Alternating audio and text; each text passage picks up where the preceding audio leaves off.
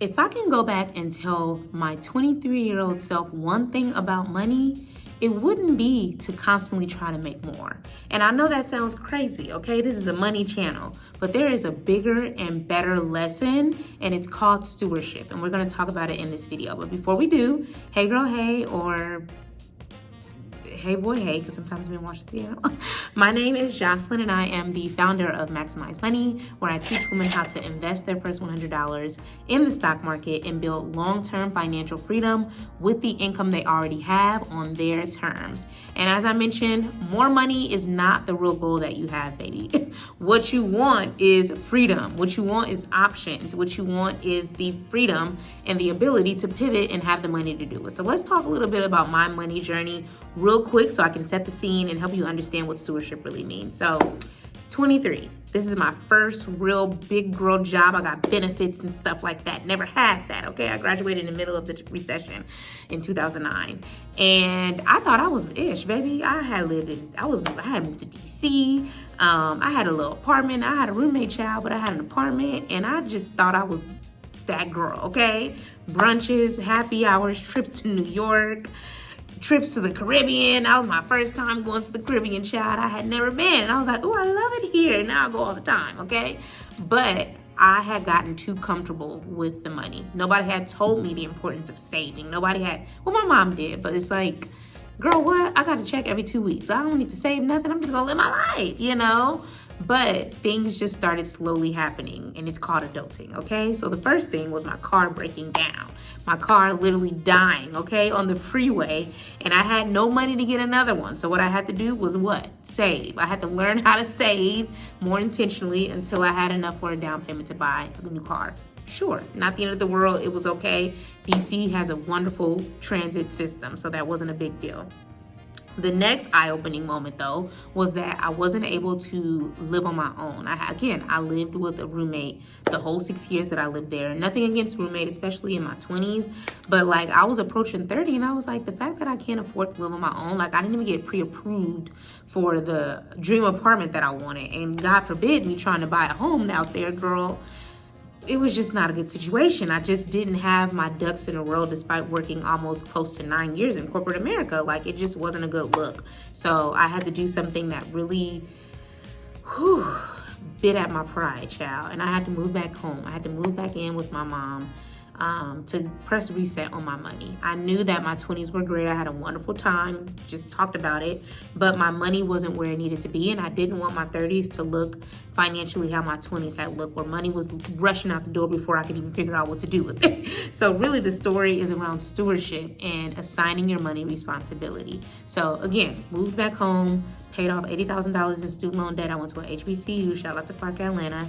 I paid off my car note. I paid off my credit card debt. Like, I just really did what I needed to do to free up more money to, again, not have to worry about living with a roommate, not have to worry about trying to buy a home, and actually be able to afford it. So that led me to Houston, Texas, where I currently live now, and it also led to my very first layoff, okay? I didn't even know layoffs were a thing until the pandemic hit, and baby girl was without a job, okay? I said, well, girl, you done did all this debt payoff. You had started investing finally with an advisor. You were saving. You opened your high-yield savings account, but you weren't actively saving in it, girl. You saved whatever was left after you doing your brunching and your trips and stuff like that. And that was my biggest mistake, was not prioritizing my livelihood, because overnight it had literally disappeared, okay? A job can wake up one day and say, we don't need you anymore, just like a man can.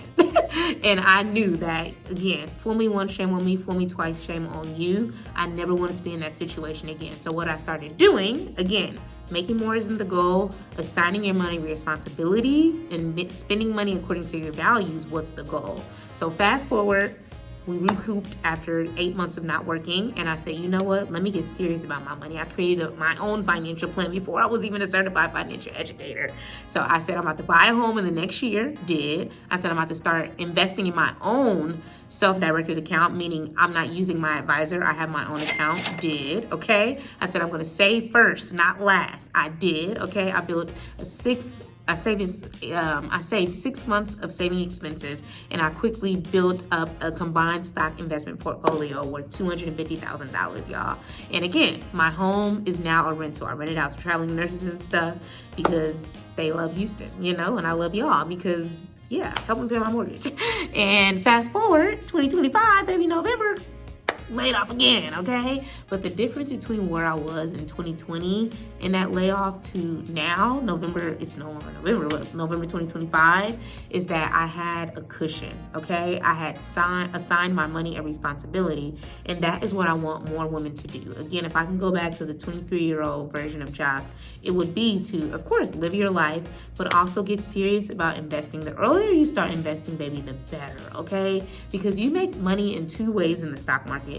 One, compounding interest, which is essentially the, interest that your money is growing just by investing in certain companies and stocks and in different funds. This is guaranteed no matter what you invest in. And then the second way that your money can grow is dividends, which is a small portion of certain companies paying you of their profit. Now, not all companies pay dividends, not all stocks and ETFs, index funds. These are all different investments. Not all of them pay dividends, but what we don't say out loud enough is that the longer you wait to start investing, the more or less money you have to grow, versus the opposite. The earlier you start investing, the more compounding interest and dividends you have to grow, which is why people encourage you to start investing early and just make it a routine. I didn't get serious about investing until my 30s, baby, and I wish I can go back in time. But if you are a 20-something watching this video, or if you have a 20-something-year-old daughter, niece, little sister, make sure you send this to her and encourage her to start investing. It does not require a lot of money. A lot of people feel like you need six-figure salaries and $500, $10,000. No, my methodology is called the oh my Lord Jesus, girl, and I'm leaving this in here. It's called the Invest Your First $100 VIP experience. That is my framework where I help you do three things. Open your first self-directed account. Again, we have company 401ks, 403bs, keep doing that, okay? But this is an account you control. So no matter if the company disappears, you leave the company, this is your money, it's your decisions, it's your dollars, okay? One account, $100, okay? One investment type, and it's beginner friendly. I'm not telling you to go and be buying crypto and Bitcoin, baby. One thing I tell my money girls, I've taught 17 women this year alone how to invest their first $100 in the stock market through their program. And I always tell them, if you can't explain it to me in one sentence, you shouldn't be investing in it. If you can't explain it to somebody else in one sentence, you shouldn't be investing in it. So that is my methodology. That is my VIP experience. And it's not something we do overnight. It's a 30-day experience. So I'm holding your hand. I'm helping you set up the account. I'm helping you understand what to look out for. I'm helping you research what makes a good investment versus a bad one, because a lot of us just think we need to just buy Apple because we own an Apple phone. No, ma'am. There are so many other ways and other things to invest in, and I help you digest it in a way that makes sense. I pride myself on that, and that's why I'm not a financial advisor. A lot of financial advisors, including my formal financial advisor who I started with, shout out to him, he can't explain these simple things the way that I can, okay? And that's because he is an advisor. They're trained with this Series 6, Series 7. No, ma'am. I'm trained to educate you on making money and investing digestible and easy. So if you're interested in that and you're like, girl, I actually do need to be investing. I want this compounding interest you're talking about. I want these dividends. I need my money to grow, okay? Then you need to click the link in the description to book your VIP experience. Again, this is a 30-day experience. We're not just going to wake up and start investing. We have to build the muscle, but we have to start. The more you put it off, the less compounding interest you can earn, the less dividends you can earn, and the more life is going to get more expensive. So that will be my biggest lesson, is to assign my money a responsibility, okay?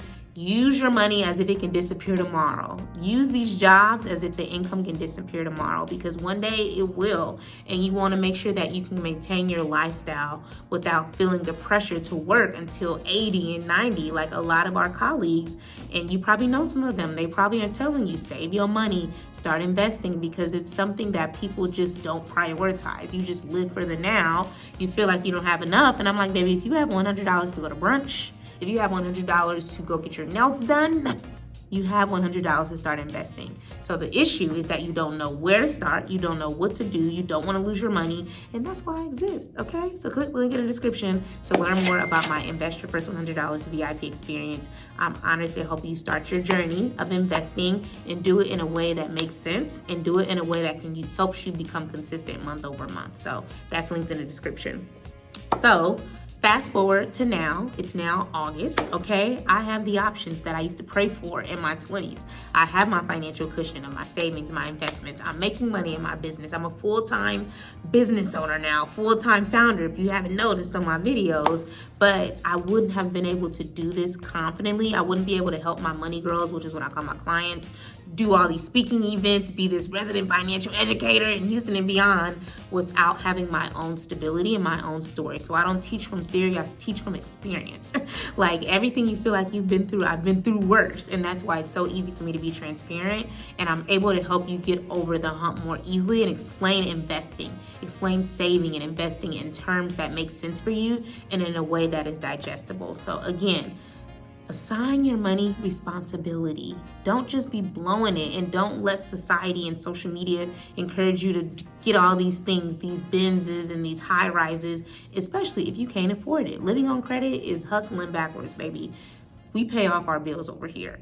We pay off our credit card balances every month, because if you don't, then you are collecting and giving these companies free money in the form of interest. So again, that's why I exist. And if you have a question about investing, if you have a question about how I assign my money responsibility, or if you need a tool to help you better manage your money, comment free spending plan below and I'll send you my free template. But let me know what your biggest money question is below. Just leave it in the comments. Let's continue the conversation there, because I want to help you get over the hump, and I want to help you get serious about assigning your money responsibility and spending money according to your values, not what everybody else says you should be doing, but what you feel like you need to be doing, which is obviously saving and investing, but there has to be a bigger why attached to it. And for me, it's the freedom to pivot when I need to. It's the freedom to do what I want to do when I want to do it and have the money to do it, okay? So if those kind of conversations resonate with you, then stick around and watch the next video that's going to pop up on the screen, and I will meet you over there.